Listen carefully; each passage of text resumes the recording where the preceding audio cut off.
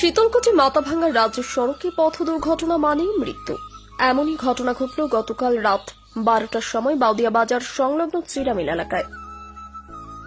এই দুর্ঘটনায় একজন মৃত ও একজন গুরুতর আহত।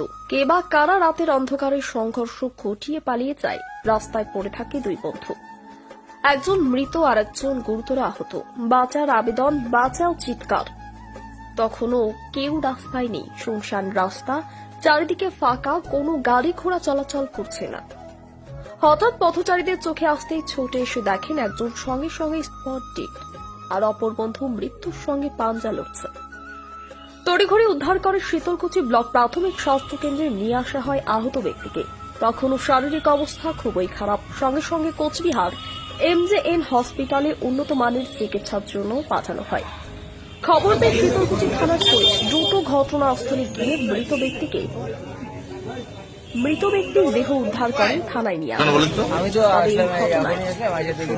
নেমে এসেছে বাউদিয়া বাজার সংলগ্ন শ্রীরামিল এলাকায়। জানা যায় মৃত ব্যক্তির নাম মনোজ বর্মন, বাড়ি আলিপুরদুয়ার। তবে আহত ব্যক্তির এখনো কোনো পরিচয়পত্র পাওয়া যায়নি। তবে স্থানীয় সূত্রে জানা যাচ্ছে শালকুমারী গ্রামের বাসিন্দা হতে পারে। তবে স্থানীয়দের ধারণা সম্ভবত তারা রাতের দিকে মিষ্টি হাতে কোনো আত্মীয়ের বাড়ি যাচ্ছিলেন। এই ভয়াবহ দুর্ঘটনা।